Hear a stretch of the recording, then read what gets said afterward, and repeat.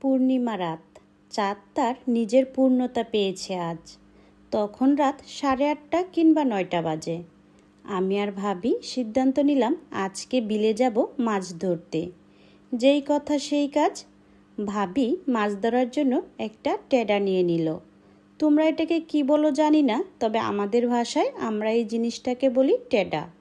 এটা দিয়ে মাছ ধরা হয়। এদিকে উপরে তাকিয়ে দেখো, চাঁদ তার নিজের আলোতে আমার বাড়িটা কেমন আলোকৃত করেছে।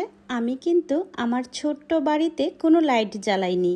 বাড়িটা চাঁদের আলোতেই এমন আলোকৃত হয়েছিল। ভিডিওটা 2 দিন আগের, যেদিন চাঁদ তার নিজের পূর্ণতা পেয়েছিল। এখন ভাবি আর আমি হাতে হারিকেন আর একটি টস নিয়ে, সাথে ডুলা আর টেডা নিয়ে চলে আসলাম বিল পাড়ে। আমরা কেন টস নেওয়ার পরেও সাথে জ্বলন্ত হারিকেন নিয়ে এসেছি, হয়তোবা তোমাদের অনেকেরই মনে প্রশ্ন জাগতে পারে। তাই প্রশ্নের উত্তরটা আমি তোমাদেরকে আগেই দিয়ে দিচ্ছি। আমরা যেহেতু রাতের বেলা বিলে আসলাম মাছ ধরার জন্য, তাও আবার পানিতে নামতে হবে, আর মনের মধ্যে একটা ভয় ভয় কাজ করছিল, তাই সাথে জ্বলন্ত হারিকেন নিয়ে আসলাম। মুরব্বীদের মুখে শুনেছি সাথে নাকি আগুন থাকলে কোনো ভূত পেতনি ধারে কাছে আসতে পারে না। তাই তো আমরা সাথে হারিকেন দিয়ে আগুন নিয়ে আসলাম।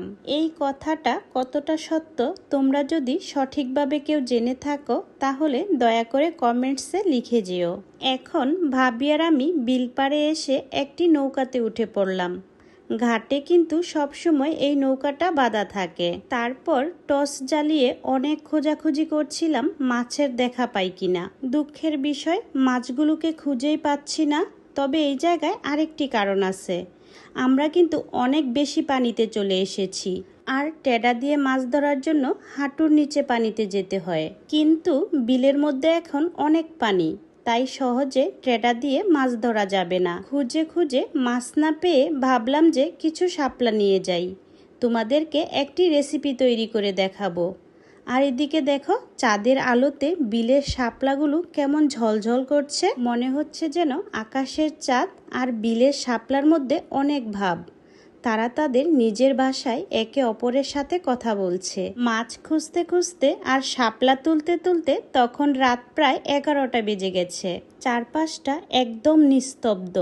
গাটা অবশ্য একটু ঝমঝম করছিল, কিন্তু ভয় পাচ্ছিলাম না, কারণ তোমাদের ভাইয়া আমার সাথে ছিল।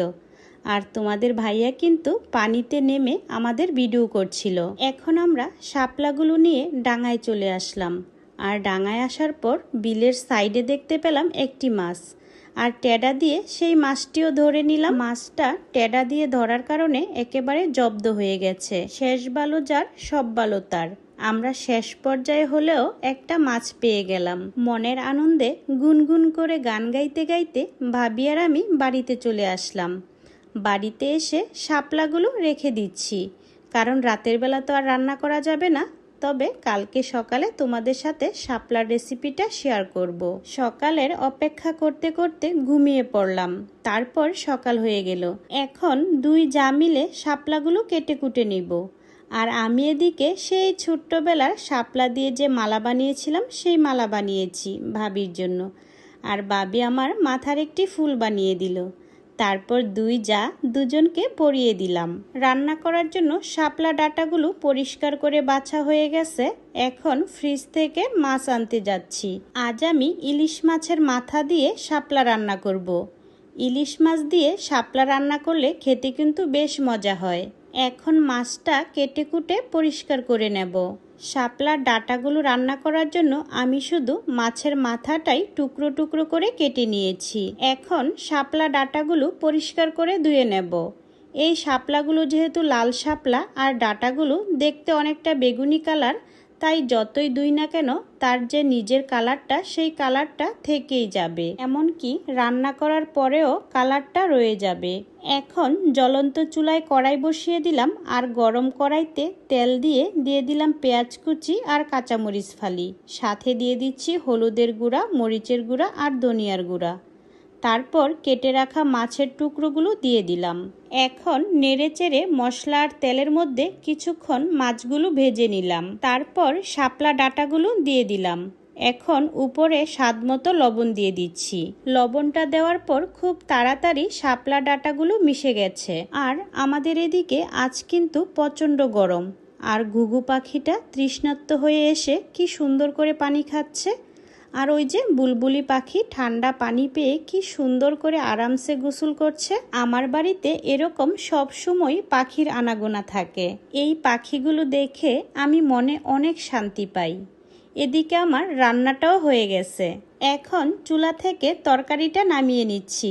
আর দেখো তরকারির কালারটা কেমন হয়েছে। আমি বলেছিলাম না কালারটা এমন হবে। তরকারির কালারটা যাই হোক না কেন, খেতে কিন্তু বেশ মজা ছিল। তো আজকের ভিডিওটা কিন্তু একটু লং হয়ে গেছে। যারা কষ্ট করে দেখে নিয়েছো তাদেরকে অনেক অনেক ভালোবাসা। সবাই ভালো থেকো, সুস্থ থেকো। আল্লাহ হাফেজ।